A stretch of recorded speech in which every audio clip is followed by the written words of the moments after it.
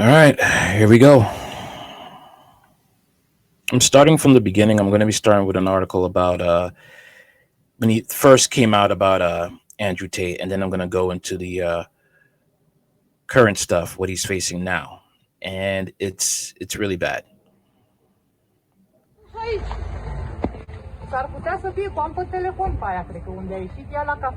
This is when he was first caught for arrested for the basically the trafficking. Prima dată. Și am văzut-o care figură dubioasă și nu mi-a plăcut, dar zic, nu întreb fată că zic, hai și cu o colegă la facultate. Dar din fotografie mi-am dat seama că aia nu e lucru curat. Acum câteva zile. This is roughly what one mother of a young 20-year-old Romanian woman told one news source after her daughter was found at the home of Andrew and Tristan Tate in Pipera, Romania. The Tate brothers denounced the Romanian media police reports insisting that two girls were found there, a 20-year-old Romanian woman and a 21-year-old American woman. In fact, Andrew Tate has vehemently denied every aspect of the case and said, "No girls were found in my house and nobody was arrested." Andrew's TikTok shows clips from the brothers' podcast where they claim that the 21-year-old, they don't mention the Romanian woman, was actually just attending a party at their house. A girl had been at a party at my house, and her boyfriend saw her Instagram stories and said, "Oh my God, you're at the Tate brothers' house in Romania." This was some American chick. And she went, no, I didn't want to come to this party. They made me come here and I'm not allowed to leave. She said that to her boyfriend. That's some excuse. The brothers found that hilarious, stating that her boyfriend was some, quote, "Was he one of these believe all females? Oh my God, my girlfriend's not kind of guys." She was cold. She was, one second, she wasn't even hot. She wasn't even hot. Ugly. Andrew and Tristan also claimed that the woman in question was caught on CCTV footage outside the home taking a pizza delivery, clearly not held against her will in any way.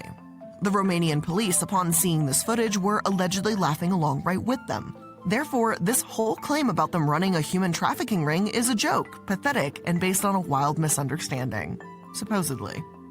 The thing is, can we really say that this woman was free just because she was dancing and taking pizza deliveries? If she was American, then she was in an entirely different country, as the Tate household was located in Romania. Maybe she's dancing because she feels she has to do exactly what Andrew wants, otherwise maybe she'll be harmed. Maybe the police don't take her seriously since Andrew has admitted to bribing Romanian law enforcement to get what he wants in the past. I probably shouldn't say this on the internet, but I'm going to. Romania is completely corrupt from head to toe, right? I have a very, very extensive network in Romania. I like to make this very clear. One of the reasons I love living there so much is because I'm at the very top echelon of society. So I did a deal with them to open them on the sly and pay bribes. So I was open for like the first month with bribes, but the bribe kept going up because it's Romania, right? The police chief would come, he wants some. It's just like everyone's got on the phone like, "Hey, this casino's still open. Don't pay."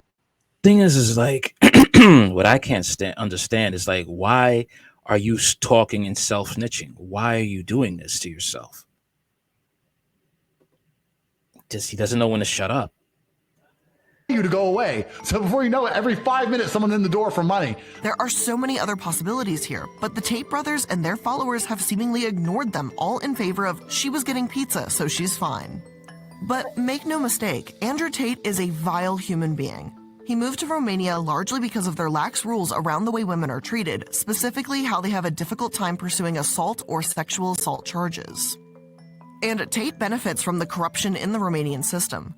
The number one reason he lists for moving is the #MeToo era. People say, "Why did you live in Romania?" And I explain my 5 reasons. One of them is the Me Too era. They go, "Oh, wait." I say, "No, I'm not." But I like the idea of being able to just say to do what I want. I like being free. How charming. But before I get too ahead of myself here, we have to learn who Tate is. Then we'll talk about his scams, his supposed values or lack thereof, and of course, his crimes. So, hello everyone, and welcome to another episode of Multi-Level Mondays. I'm the Illuminati, and today we're discussing Andrew Tate.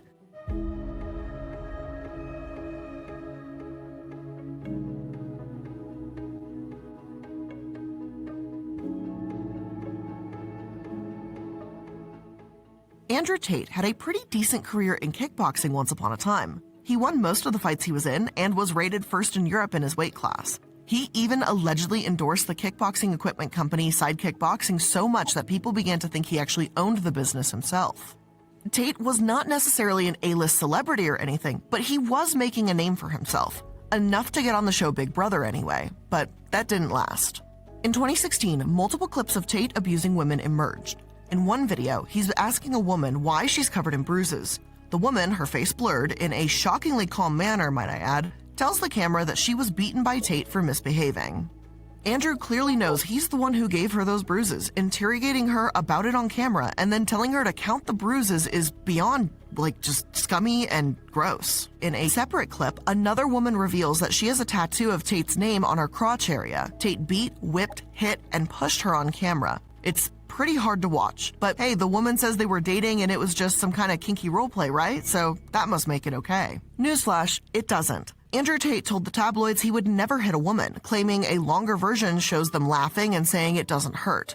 So where is that longer version, Andrew? Why not prove that this was just all fun and games instead of a literal beatdown? This is monstrous behavior. In true, safe, but kinky BDSM, you're supposed to care about your submissive partner.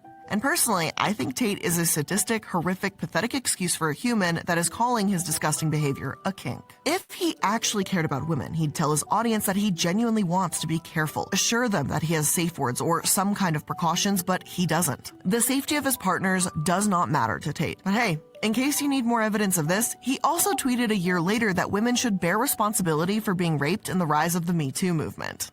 In fact, Tate doesn't just believe women should bear responsibility for being sexually assaulted, but he thinks that when women are abused, it should also be easier for the person responsible to get away with it. That's actually the reason Tate gives for why he moved to Romania in the first place. He also enjoys the corruption there for another reason, but we'll get into that in just a moment. Lucky for you, Tate, thanks to the system that benefits corrupt abusers like you, you've escaped having to bear a prison sentence. In terms of the abuse accusations, Andrew Tate gives a specific example to his followers in the form of a story about an ex-employee. See, back in the day when Tate left kickboxing, he wasn't sure about what to do with himself. He allegedly had 5 girlfriends at the time, and he flew them all out to London to live together and webcam for him, making him a glorified pimp. Not all of his girlfriends wanted to do this, but 2 did stay behind. Soon, the business grew until it became a real moneymaker. I remember him talking about this on Fresh and Fit. He never shut the hell up. You're just burying yourself. And he didn't think that this would come back to bite him. And I think when he picked with Greta Thunberg, she must have contacted the elites, and instantly he gets arrested. I think he's connected, man. I really do. Let's keep going. At the height of his webcamming venture, he had over 75 women working for him in 4 locations, earning over $600,000 a month. When he started out, it was just with a couple girlfriends that really cared about him. They weren't in it for just the money. They wanted to be there for Andrew, or so he says because this is his narrative. But as his employee base grew, so did the number of women who were in it solely to get rich, which is frankly understandable. After just researching this one episode, I find Andrew to be quite insufferable, so I'm not surprised that the webcam models he hired weren't in it because they liked him. One woman that had been working for Tate earned about $25,000 per month all by herself. So she knew Andrew didn't want to fire her, so according to him, she tried to get away with things. In one instance, she supposedly drunkenly vomited onto his bed. When Tate told her to clean it up, she refused, so he threw her things out the window and kicked her out. End of story. Or at least he thought it would be. Tate claims that this disgruntled employee went to police and made a false accusation of assault. The police burst through his door and questioned him, and in that moment, Tate knew he wanted to move somewhere else. Someplace where it would be easier to run a questionable sex service out of his properties and throw women onto the street. And look, if he wanted to fire her, that's one thing. But dumping all her personal belongings out of a window and refusing to pay her last month's salary, I have a hard time believing that their relationship was professional in any way based on his own story. And Andrew, I know you're supposed to make yourself look good on podcasts, right? Instead, I just feel bad for any woman that has the misfortune of having to share the same air as you. When you dismiss or fire an employee, one of the things you don't do is 1, withhold their final month's salary. That's illegal in most states and countries from my understanding. But 2, you don't throw away their personal belongings. That one makes absolutely 0 sense. To throw away someone's personal belongings definitely shows you have some kind of malicious intent on a personal level. It means you personally feel harmed and hurt by this and you couldn't keep it professional. And if this was just a professional relationship, then again, why do that? So it just seems to me that there was absolutely something personal there and you just wanted to give her a final poke in the eye to be like, fuck you, bitch. And you told this story and this is your recollection. It just makes you look really weak. Like, imagine that, a man who can't control his big professional emotions to run his big successful business. Who could have thought? Anyway, off to him and his brother, and they go to Romania. Now, around the time the brothers arrived, they grew this business into an OnlyFans agency, where Tristan claims that he has the biggest girls on OnlyFans working for him. Personally, I think the brothers are just pimps. I mean, hey, if these women want to go into sex work, that's fine. But it sure doesn't actually sound that way either. Anders bragged that about half the women he dates end up doing sex work and becoming an employee for him. And he's literally moving these women to Romania, where he knows and enjoys the fact that it's harder for them to be taken seriously, especially in cases of reporting sexual assault. Once again, he said that Romania is very corrupt and he has to bribe the cops to keep his casino open. Tate also claims that he doesn't let his girlfriends leave the house, which again, doesn't really make any of this look consensual. If they really like being with him so much, then how come you have to practically hold these women hostage in your home? And also just what a pathetic excuse for a supposed good boyfriend. What kind of partner puts their significant other in danger like that? Andrew Tate paints himself as this great alpha male, but what kind of man has to survive off of money that their girlfriend makes through webcamming? You fucking cuck. He's so big. Pimps got to do this. And unfortunately, in the red pill manosphere community, pimps are looked upon as alpha males. That goes to show you their mentality. Okay. I used to be a red pill content creator, but, getting to, talking to them about things like single moms, how you can't be hating them and still want to sleep with them at the same time. You can't be bashing them, but you hold them accountable, but you won't hold men accountable for going around and creating single mothers, or the fact that a single father has the right to go and date a single woman without kids, but a single mother going out and dating a man, a single mother going out and dating a man without kids, that's bad. You see how the nonsense keeps going, the hypocrisy, and they will try to give you hell for that. And on the black manosphere side, they'll say you're fruity. And so strong that he can't earn it himself. Like, wow, what a boss babe. Now that is unless, of course, maybe, he isn't such a big, strong man to earn it himself. I also doubt that he gave anyone their fair share in these businesses, because in various clips, Tate's been heard telling his followers that if his girlfriend were to partake in sex work, he's entitled to a cut of the profits since she belongs to him. If a woman is going out with a man, she belongs to that man. That's his woman. So she wants to do OnlyFans. She owes him some money because she's his. And the intimate parts of her body belong to him because they're in a relationship. And if she wants to sell those, he has a stake in those intimate parts of her body. But sure, Tate says he doesn't believe women are his property. He just thinks that they and their bodies belong to him. Like, does he not know what the definition of what property is? Like, he's literally referring to them as property. And hell, he doesn't even do a good job earning his living off of the backs of these girlfriends or these women, because the brothers have admitted that the women they hire often earn money by telling fake sob stories to their clients. Tristan apparently told the Sunday Mirror that it's all a big scam and no one cares. It's their problem, not mine. Although a lot of sources reporting on this are tabloid, so I understand they're not exactly the most trustworthy, the updates of what's been coming out around Tate's Romanian home are genuinely disturbing. When investigators went to their home to rescue the captive women, they uncovered the webcamming business the brothers run. Some of the women living in the home had tattoos that read "Owned by Tate," and they referred to the Tate brothers as masters. Oh, and remember that 21-year-old that was seen getting pizza? She was identified as Emma Gabby, and she claimed that Tristan... So, all right, it's not trafficking, but you brand these women. Yeah, man, this is not looking good at all. It really isn't. Tate told her that if she left, he would find her and hurt her.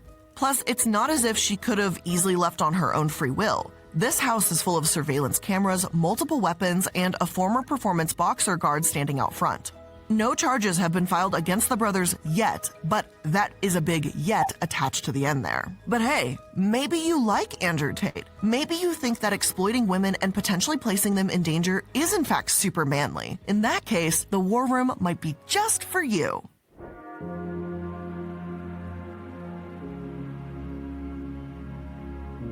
The War Room is a club that is, as Danny Gonzalez so eloquently puts it, kind of just seems like one super long bachelor party for men whose wives have already left them. The War Room is supposedly a club full of members that have achieved freedom in the world of slavery. It sounds vague as hell because it is. Also, I love how they say the members have achieved freedom, but the picture next to this quote shows a group of men with their faces blurred, dressing and standing the same. Like, yeah, real talented, unique individuals there. So free and so tough having to blur their faces. Now, it costs over £4,000 to join and learn to be an individual that, dresses in an identical suit to the other members. The website doesn't exactly describe what you're paying for either. On his channel Tate Speech, Andrew says that you'll get tips and tricks to earn more money, meeting with other members, and live streams from Tate's visits to the club. So I guess for thousands of dollars you can watch Tate have fun at a club? It sounds like a great investment. I love how the video also has all this epic music under it while members of this club are just sitting around someone's house looking bored while Tate and a few other guys lecture them about God knows what. And that sounds like real beta male shit to me, paying another man to have fun at a club, like just saying. It's also not as if the people Tate hangs out find some firsthand experience about the War Room to see if anyone reviewed it and could shed some light as to what it was actually doing. After all, it's supposedly been around since 2018, so they should be pretty established. Blogs that talk about the War Room say that it'll turn you from a worm into a man of genuine means and purpose. But the only way they describe doing this is by linking you up with other successful men from the same club. According to the reviews, this makes it a mix of people who've found success and those that are still on the journey learning from others. Truthfully, I don't give a shit if Tate wants to make a big expensive club for him and his loyal friends and followers. It sure as hell seems scammy to me, but it's not even half as scammy as the MLM he has attached to it. Something called Hustlers University. And that's right, boss babes and hunbots, we've got a rare male MLM on the table. For the low price of just $50 a month, you can buy, and drumroll please here, access to the Discord server. And no, I'm not kidding. It's like Tate's more expensive, less reputable version of Skillshare on a Discord server. In this beautiful, lovely Discord server, you can learn about stocks, crypto, freelancing, and even copywriting. Tate has a few professors he's All that you can learn on your own, probably by for free on YouTube, or literally go on the Skillshare. hired to tell you about each one, but those that have actually tested their advice have been disappointed. One financial YouTuber, Sean Solano, took the professor's advice for a few days and found that they lost 88% of the money that he put in with a single call. Whereas when he did his own thing, Solano was up by about 40% within the same time frame. He concludes his video by saying that even though some of the beginner terminology and advice makes sense, if you follow these professors, you'll likely walk away with nothing. So, what's the point of joining? Oh gosh, this man is a con man. This is not an alpha male. This is a con man. When this blows over, anyone who has sided with Tate has a lot of explaining to do. This may put a dent in the manosphere on both sides, the black manosphere and the white manosphere. Whether you think of this like a Mary Kay or It Works for Insecure Lost Men, a load of crap, or genuine legit advice about stocks and crypto, though few seem to fall into that latter camp, it doesn't really make a difference for Tate. The main point certainly seems to be about just giving him money. Since it was founded in 2021, allegedly over 60,000 people have joined, meaning he gets over $3 million per month from their monthly subscription costs. Although I do need to note that that number is actually currently estimated to sit at around 100,000, giving him closer to $5 million a month. But don't you worry, boss babes, you can get a piece of that pie too. Because if you join now, you can get an affiliate link. And from there, if you sign people up, you'll get a commission too. And seeing as there's no actual product aside from giving members advice, I actually fail to see how this is anything but a pyramid scheme. And in fact, it's pretty damn close to the exact definition. It's no wonder that people are calling it an MLM for lost men, because it feels like you must have hit a new low to take this guy seriously. I get called Morpheus all the time in my DMs. Of course, Tate promotes Hustlers University as a way that you can make money and eventually join War Room. So if you pay for random advice from internet strangers long enough, then you can pay thousands for random advice from real-life strangers. What's not to love, right? Well, aside from his incredibly unclear and sketchy business, Andrew is the last person someone should go to for financial advice in any way. Tate doesn't make his money honestly or legitimately, and he's actually proud of that. He's told the world that he owns casinos in Romania, and in 2020, he refused to shut down because of COVID. He bribed everyone from the police force to parliament, saying that everyone needed to stay open. So I was open for like the first month with bribes. But the bribes kept coming and getting more expensive, so eventually he shut his doors. One of his casinos was doing all right for itself before lockdown because he was competing with another casino and Starbucks nearby. According to Tate, his casino would offer free coffee to lure people in with the premise of, why would you go pay $5 for coffee? You can come get free coffee with me. Gamble your $5. You might get lucky. this isn't a bad idea from the perspective of a casino owner, truly. But running his business during a pandemic that he doesn't believe exists, grossly overpricing advice from strangers on the internet, and creating a pyramid scheme? I think I'd rather go with a financial planner. Thanks, though. But speaking about earning an honest living, I'm going to go ahead and place today's sponsors right here. Second. Some good points have been levied against Tate, like how he completely and utterly denies reality for his own anecdotal experiences. A good example here is that Tate says that women are terrible drivers, but when confronted with hard evidence that says that men are actually statistically worse, he just digs his heels in and just insists that in his own life, it's the opposite. Now, perhaps that's true. That could be the reality for Tate specifically. But that doesn't mean the evidence and studies that say otherwise are lying either. While I'm glad that people are finally speaking out against him, myself included, he's still getting more and more signups with every single online debate he does. Okay, so I'll cut it short there, and I'm going to go and read this article right here about Tate. Okay. All right. And man, is it ugly. It is really ugly what's coming out about Tate.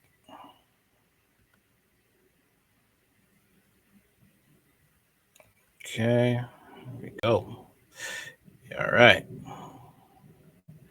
So, first trillionaire, Andrew Tate's true fortune exposed as 0.001% of what he claimed. Andrew Tate, who was today, June 20th, charged with rape, human trafficking, and forming an organized crime group to sexually exploit women, has made wild claims about his own wealth. In a twist that will likely surprise absolutely no one, the self-proclaimed world's first trillionaire, Andrew Tate, has been exposed for having just 0.001% of the fortune that he claimed to have. The alleged sex trafficker has in the past boasted about his fortunes, but this can now be debunked thanks to Romanian prosecutors. Tate, who was today, June 20th, charged with several major crimes, including what I just said. All right. He has made several clashing statements in the past, saying that his wealth spans anywhere from 100 million to $1 trillion. Okay. But sources close to Romanian investigation told The Sun that the Tate brothers are worth around 10 million, or just 0.001% of what they have claimed to be worth. The Tate assets listed by the Romanian police include 15 luxury cars, 15 properties, 14 watches, 2 IGOTs, and shares in 4 different companies. The assets tied to the 4 companies are worth just 84,000. Surprisingly, the cars make up the bulk of their worth, totaling around 8 million. Their houses and lands are also estimated to be at more than 2 million, the source said. Responding to the new details about his finances, Andrew told The Sun, "I'm sure this case has absolutely nothing to do with stealing my wealth." Well, you do live in Romania, and you have bragged that you had to brag your Romanian authorities. You know, what do you think they're going to do to you if you live in a corrupt country? The 36-year-old grifter and his brother Tristan are expected to pay heavy costs in relation to their ongoing case in Romania. The Tates will have to pay advanced legal fees of $52,000 ahead of the sex trafficking trial, which is expected to begin in September. The brothers also, along with 2 Romanian women, are alleged to have formed a criminal gang in 2021 to commit human trafficking in Romania, the U.S., and the U.K. this he may get extradited back to the U.S. to face justice in America. The indictment claims that 7 victims were promised love and marriage with the Tates before they were taken to buildings on the outskirts of Bucharest, where they were psychologically worn down and then made to star in pornographic films. There, they were allegedly intimidated, placed under constant surveillance and control, and forced into debt to maintain control over them. Yeah, this is wild, man. This is insane. Oh, but it gets worse. It gets worse. All right. I'm going to talk about TikTok now.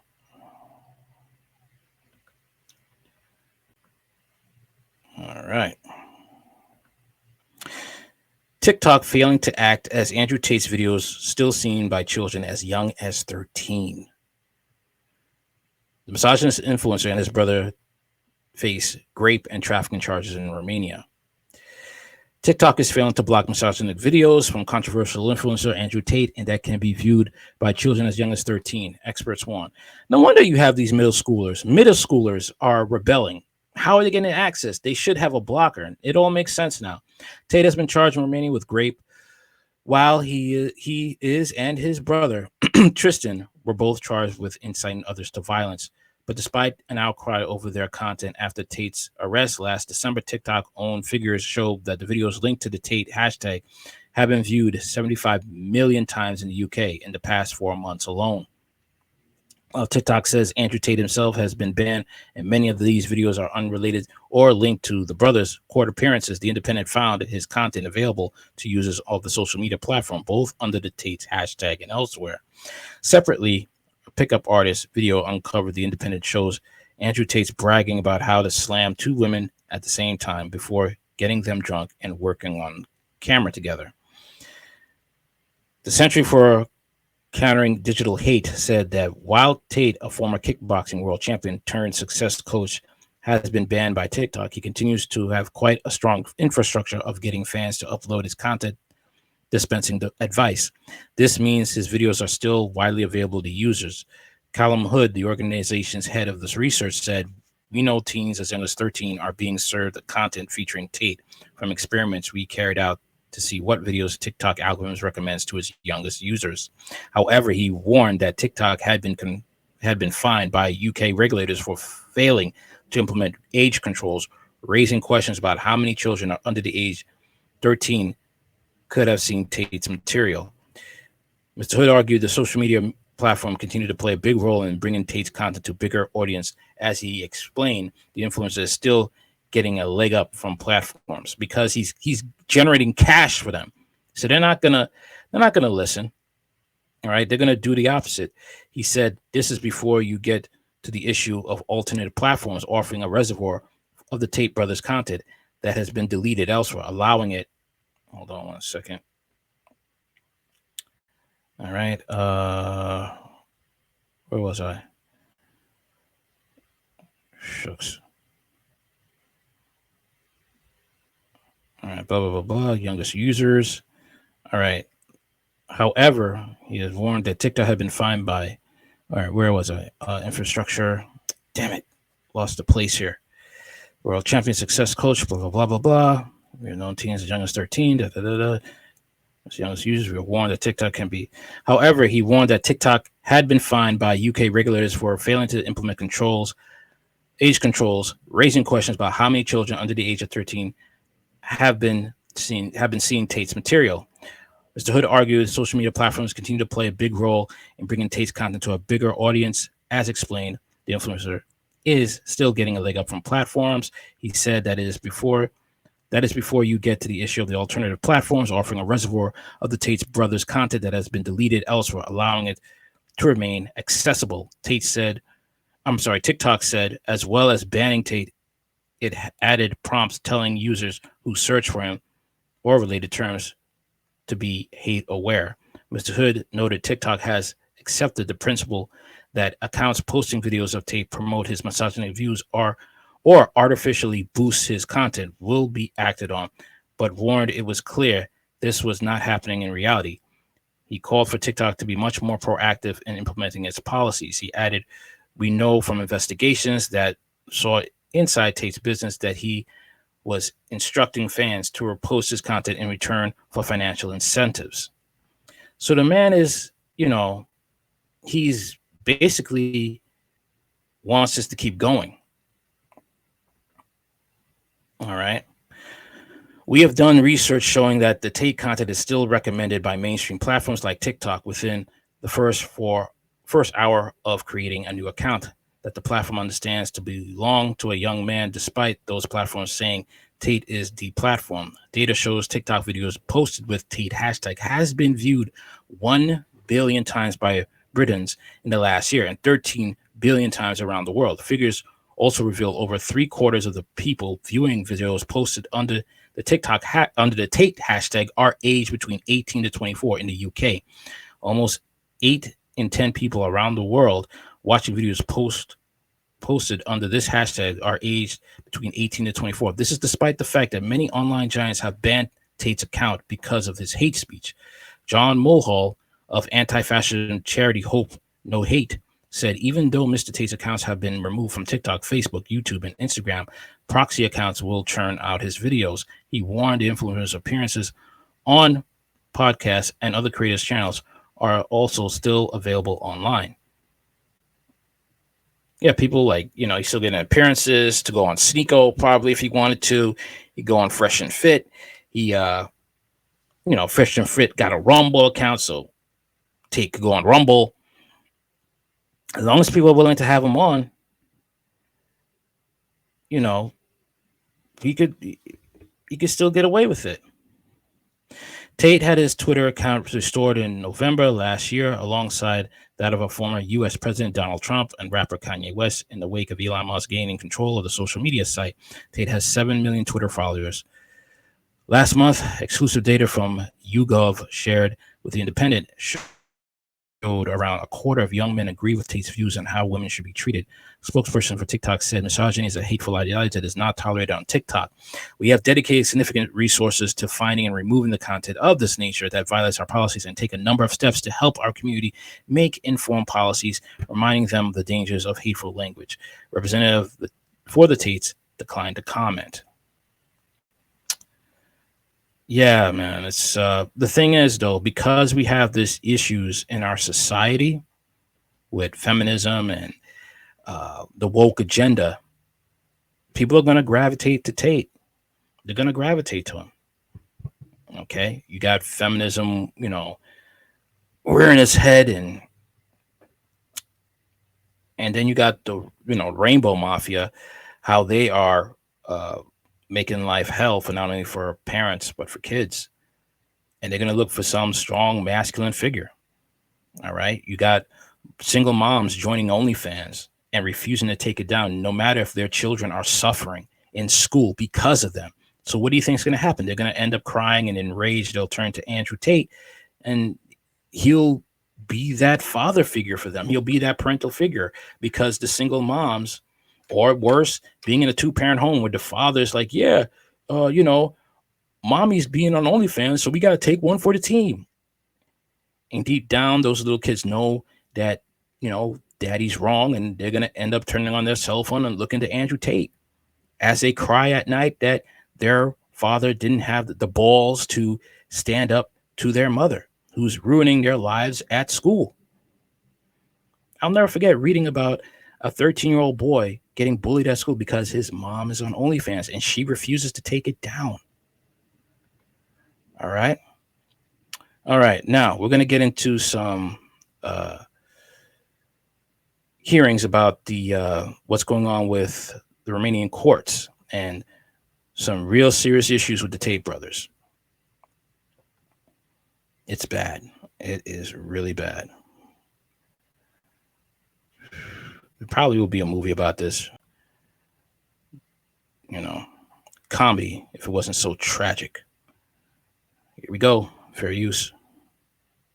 So normal human trafficking has a maximum penalty of 10 years imprisonment, where human trafficking in continued form adds 3 years to that, so 13 years. All right, let me play it back a bit.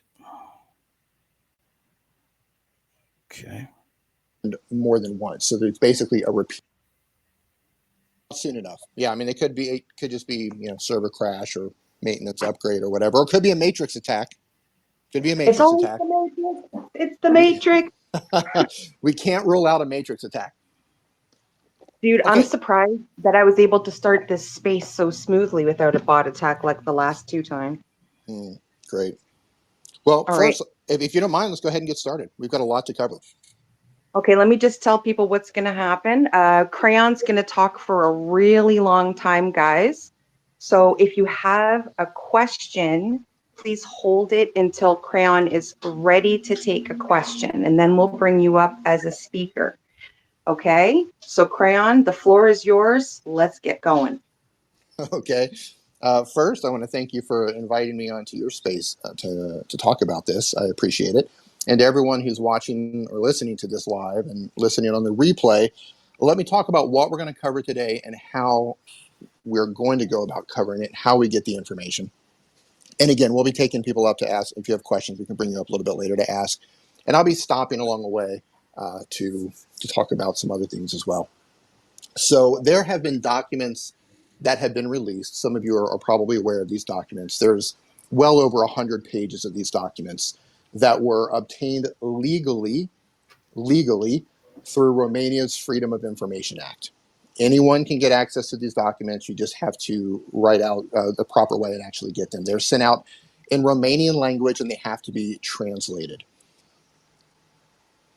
Google Translation is not perfect, so if you hear me kind of fumbling through some of these chat conversations, just know that it could be a situation where the translation wasn't done so well. And if anybody wants a copy of these when this is over, you can reach out to me through a DM.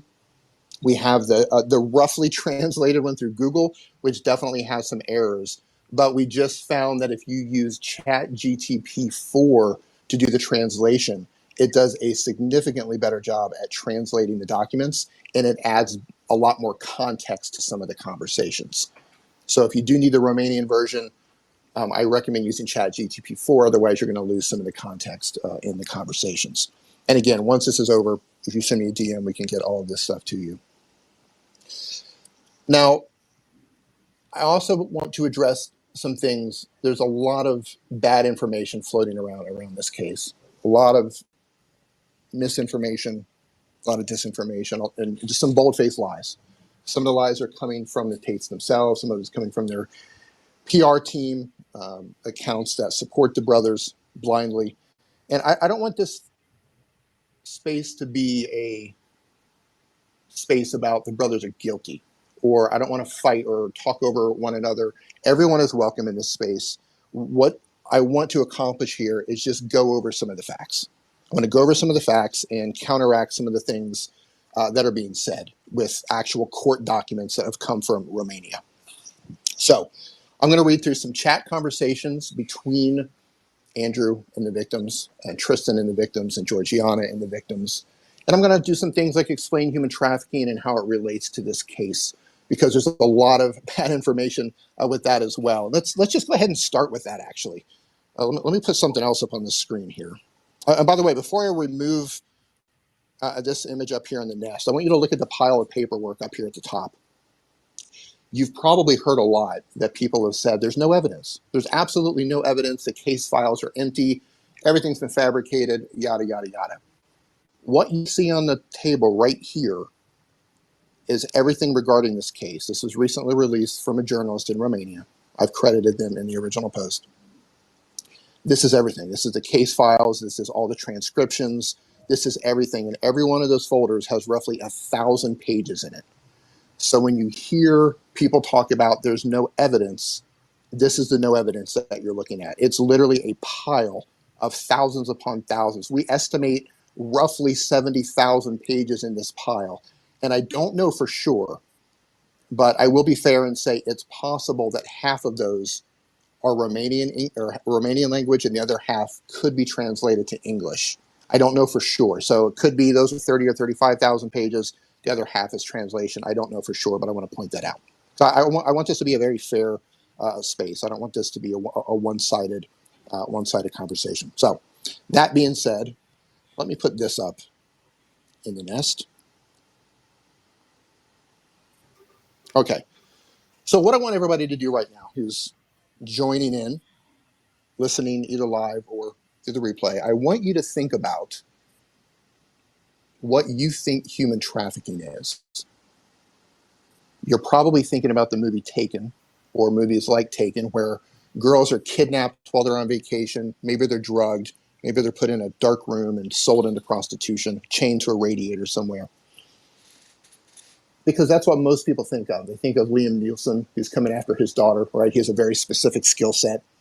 He's coming after his daughter to rescue her. And that's what most people think. And that's what I think. Crayon, Yeah. sorry to interrupt you. There's also another movie called Traffic. Traffic. I haven't seen that one. Okay, and it's got, like, I think Michael Douglas is the dad and his daughter. She doesn't necessarily get kidnapped, but she gets, like, lover boy method. Oh. And then she ends up being like this drugged out prostitute. And yes, eventually the dad does come to save her. But it's like, it's got like 3 or 4 different stories in it, and they all kind of commingle. But yeah, it's actually called Traffic. Oh. So sorry to interrupt. Go on. Yeah. But that's what most people think human trafficking is. And I thought that that's what human trafficking was myself when all of this first started. And I'd seen videos of Andrew Tate on TikTok, and I thought to myself, I was like, really? These guys are locking women up in the basement and chaining them to radiators or drugging them or whatever it is that they're doing. And then as I started to educate myself on what human trafficking actually is, I found out that the brothers are not being charged for any of that kind of human trafficking. And in fact, a lot of that is actually kidnapping. And there is a difference between kidnapping and human trafficking. So the first thing I want to go over with, it's going to kind of help give some perspective in everything that we're going to talk about today, is the type of human trafficking that the Tate brothers and their accomplices have actually been charged of. Now, the method that they used is called the lover boy method of human trafficking. And to read a definition of lover boy human trafficking, or Romeo pimps, it says lover boys or Romeo pimps are human traffickers who usually operate by trying to make young girls or boys fall in love with them. Once they have victims under their influence, they exploit them, for instance, in the sex industry. So in a nutshell, lover boy trafficking is when you enter a false relationship for the purpose or the intent of manipulating that person into the sex industry or any sort of forced labor, any sort of exploitation whatsoever. But in this case, it was commercial sex work, which would be OnlyFans. It could be, oh, you put the trafficked up in the nest there. It could be OnlyFans. It could be webcam work. It could be selling nude pictures to private customers. It could be doing porn videos through Skype to private customers, right? Any sort of commercial sex work. So with that in mind, that's what the brothers are charged with. And the Loverboy method itself is not a charge. They're actually charged with, well, they originally were charged with multiple counts of human trafficking. Then you may have heard that charges were dropped. Everything's looking better for them now because charges were dropped. We're just one charge now for human trafficking, so everything's getting better. What actually happened was their charge was upgraded. They went from human trafficking to a new upgraded charge, which is human trafficking in continued form. And the exact same thing happened for rape with Andrew.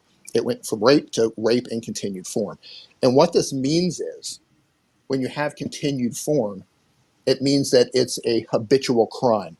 It is a crime that continued to happen over a period of time, and it happened more than once. So there's basically a repeat offense that happens. And it's a much more serious crime, and it makes it a little bit easier for the prosecution to convict them, and it carries, I believe it's 3 years longer for the maximum penalty. So normal human trafficking has a maximum penalty of 10 years imprisonment, where human trafficking in continued form adds 3 years to that, so 13 years. So when you hear them bragging and Did the face end? I can't hear anyone. I hope not. Can you hear me?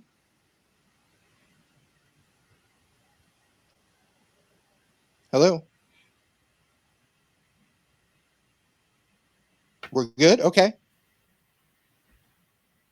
All right, right on. Maybe thoughts can't hear. Okay. Thumbs up. Okay, we're good. Thumbs up. Thumbs up. Okay, yeah, that was on you, I think. Yeah, sorry about that. I've got my Wi-Fi and my data turned on just in case, but I mean, Oh, okay. Matrix. Matrix attack. Always a matrix attack. Sorry Right. So about the that. human trafficking. That's okay. The human trafficking in continued form. Um, in a nutshell, it's kind of like, imagine if you. Let's back up for a second with Loverboy. You're not charged with Loverboy trafficking. You're charged with human trafficking, or in this case, human trafficking in continued form. So the Loverboy method is the human trafficking would be like stabbing someone with a knife and getting charged with homicide and not stabbing somebody with a knife, right? Stabbing them with a knife is the actual method you use to kill them, but you're charged with homicide. So that's how that works. So I wanted to get that out of the way. So it's a much more serious offense than simply human trafficking. And the same thing happened with rape, is it continued to happen. Therefore, they consolidated those into a charge that carries 3 more years if found guilty, and they give them the maximum. Now, when it comes to human trafficking and the Loverboy method, there's some things that you have to the prosecutor's going to have to do. Thoughts? Can you put that image back up on the? Here, I can do it. Hold on. There it is. The prosecutor has to prove a couple of things. The prosecutor needs to prove that there is recruitment or transportation or harboring of one of the victims, right? You have to have an act. So the act of recruitment.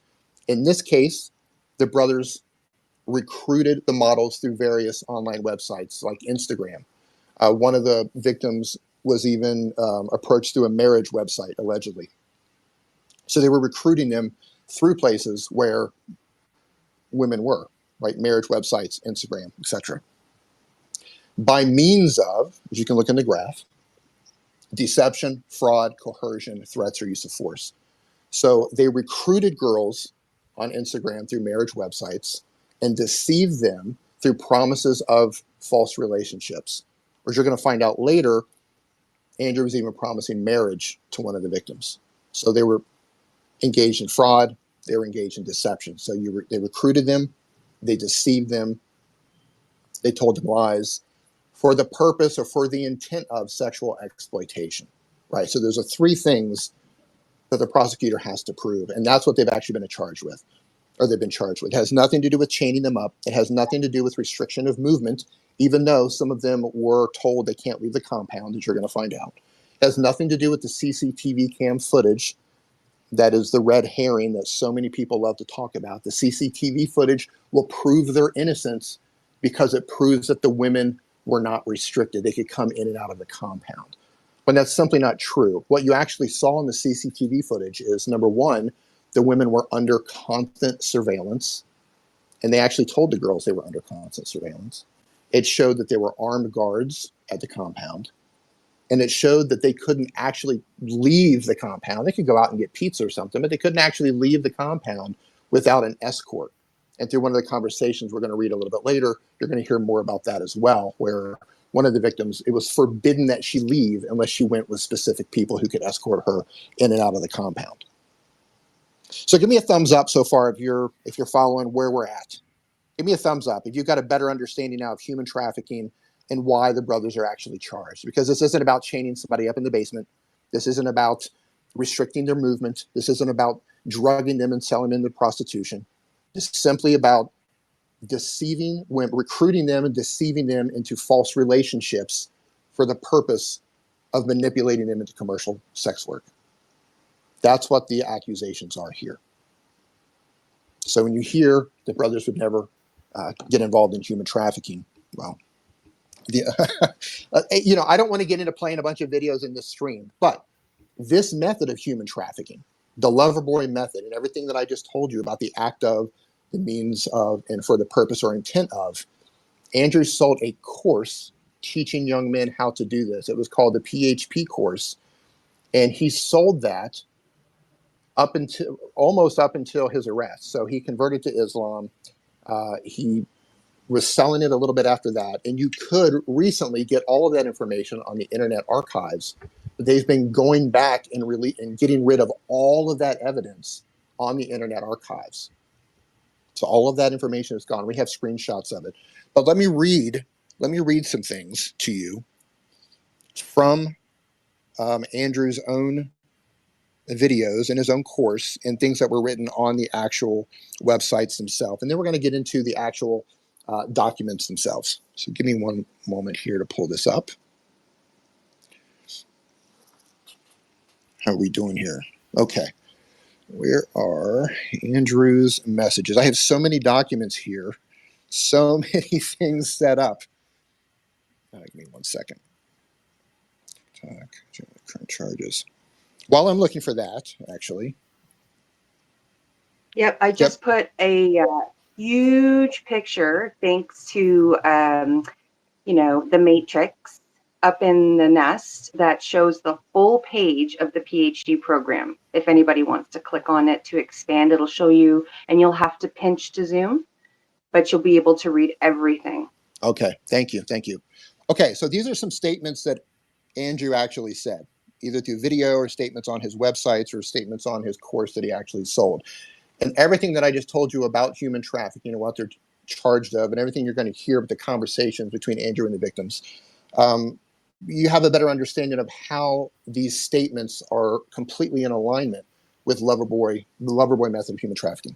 Okay, I'm going to read these word for word. Andrew said, "It was my job to get women to fall in love with me. Literally, that was my job. My job was to meet a girl, go on a few dates, sleep with her, test if she's quality, get her to fall in love with me to where she'd do anything I say, then get her on a webcam so we could become rich together." That's one statement. Now, despite the fact that he says so we can become rich together, because that's a talking point you're going to hear in a lot of pro-Tate spaces, we can become rich together. If someone is manipulated into commercial sex work, none of that matters. None of that matters. When someone even gives consent, right? If he eventually pushes her into consenting doing set work, if consent was given through manipulation, through deception, through fraud, that consent can be taken away. Okay, so that was one statement. Another statement, I use sex as a tool to make women love me so that they would obey me and live in my house and make me money. I was a pimp in that sense. I wasn't trying to have sex with the women. I was trying to get the women to obey me, and I realized that's easier if they like to have sex with me. So in that statement, he used sex as a tool to make women fall in love with him, to make them like him, so they would obey him. Another statement about his PhD program. He says, the PhD program was basically how I got girls to like me, to fall in love with me, and to work on webcam for me. Because that's what I did. That was my MO, to find girls and make them love me and make them work for me. And that's how I got rich. So those are three statements that Andrew said specifically. And that's Loverboy trafficking. That has nothing to do with chaining someone up. That has nothing to do with torturing someone. That is deceiving someone into commercial sex work by making them fall in love with you. You're tricking them into making them fall in love with you. Let me take a drink. Is everybody with me? Give me a thumbs up if you're with me.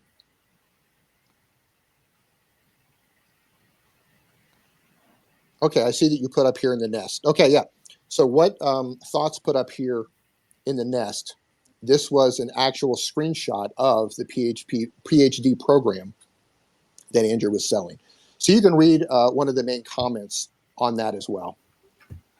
And he sold the course teaching young men how to manipulate women into commercial sex work. And if you think, well, there's nobody who would actually fall for that, people would come to their own conclusion and not actually do that. Well, first of all, I don't believe Andrew realized that was illegal. I don't believe any of them thought that was illegal. And some of you might know about Vlad Ubu. Is it Udu or Obu? I forget what his name. Joe Lampton is his nickname on Twitter. He followed the PhD course, and he was a war room member, a member of Andrew's elite club, the War Room. And he was recently also arrested for human trafficking. I've been tweeting about that as well, and he was into some horrific things. So yeah, people did buy the course. People did learn this program through Andrew. And those are just the first two that we're aware of That have actually been, well, there's 3 of them that were arrested in total with Vlad and 2 other gentlemen. So this is a problem, and this is a method that people use to actually manipulate women into sex work. Okay, now let's get into some of these documents. Let me go back here to the beginning. And let me talk about the charges, the actual charges. All right.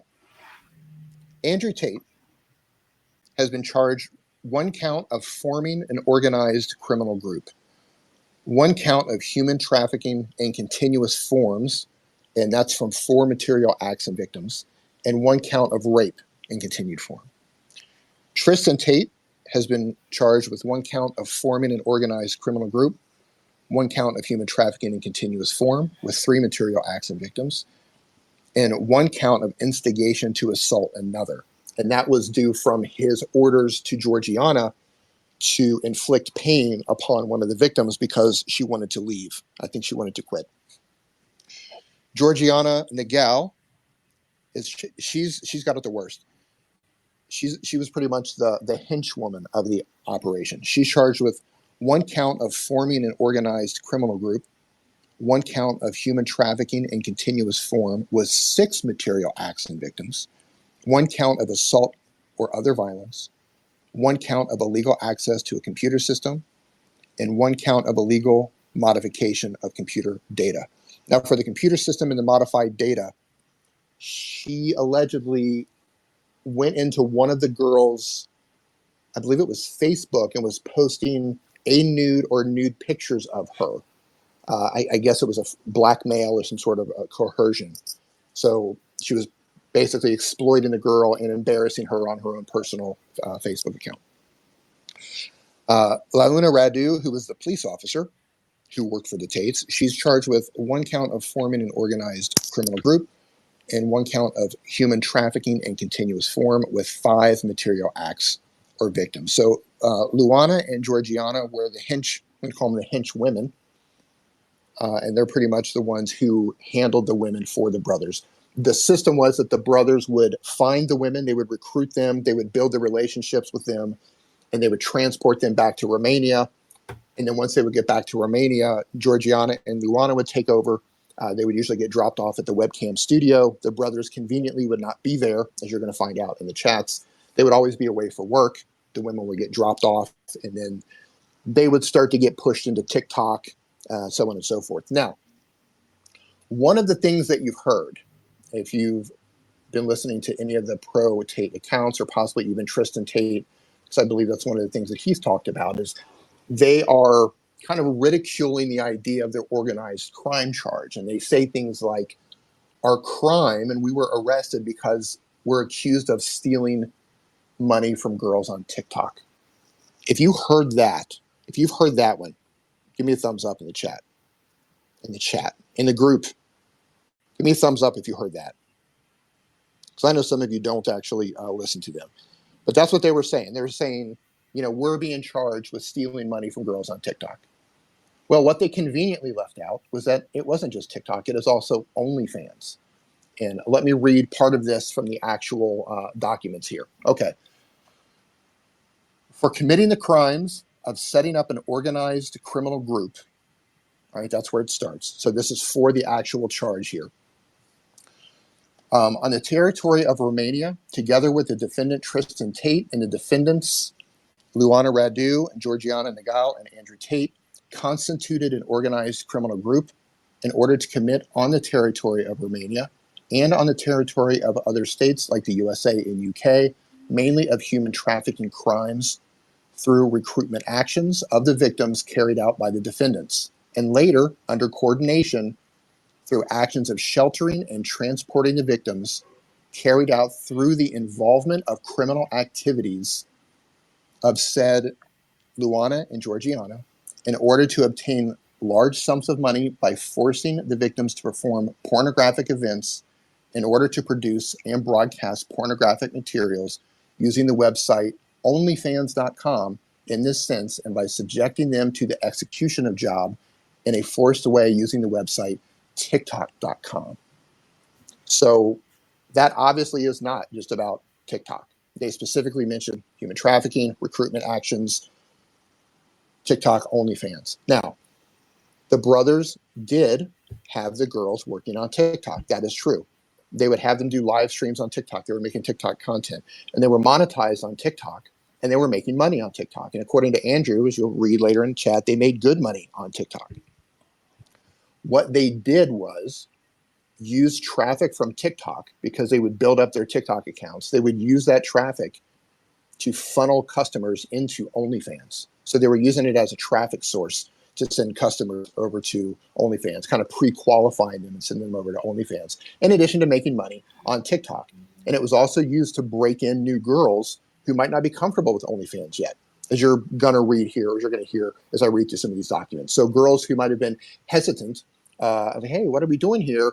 Oh, just, you can start on TikTok if you want to. And then they later build them up into OnlyFans. So they use TikTok for a couple of different reasons: to ease the girls into OnlyFans, and to make money on TikTok, and to traffic customers into OnlyFans.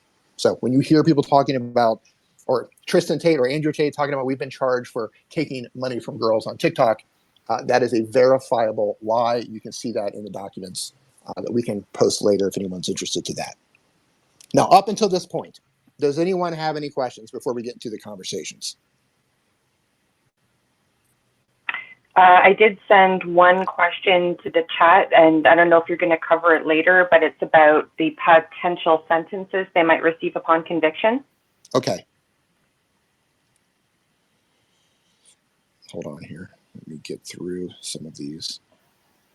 Yeah, we'll try to get to that a little bit later here. I can talk about, for example, I've got this up here. So Romania's human trafficking law, just kind of briefly read through this. So the human trafficking law, and by the way, if you're interested in Romania's criminal code, I can send that to you as well. Anything that you want out of anything that we discussed today, send me a DM when the space is over, and I'll send you access to Romania's criminal law, criminal procedure, as well as the documents that we're referencing here. I can send them in English, send them in Romania. I want to be fully transparent with everything that we're discussing today, so there's no chance of anyone saying that this is made up or it's fabricated. And if anyone questions where any of these documents come from, you can request them yourself through Romania's Freedom of Information Act. So you don't have to take my word for it. You don't have to take anyone else's word for it. You can find this documentation yourself if you would like to. So Romania's human trafficking law, and this is not in continued form. This is just human trafficking. It's Article 210. It's trafficking in persons for the recruitment, transportation, transfer, harboring, or receipt of persons of exploitation purposes by means of coercion, abduction, deception, or abuse of power, by taking advantage of the inability of a person to defend himself or herself to express his or her will in a blatant state of vulnerability, by giving and receiving payments or other benefits exchanged for the consent of an individual, by having authority over such person. Now, the punishment on this, at the minimum punishment is 3 years.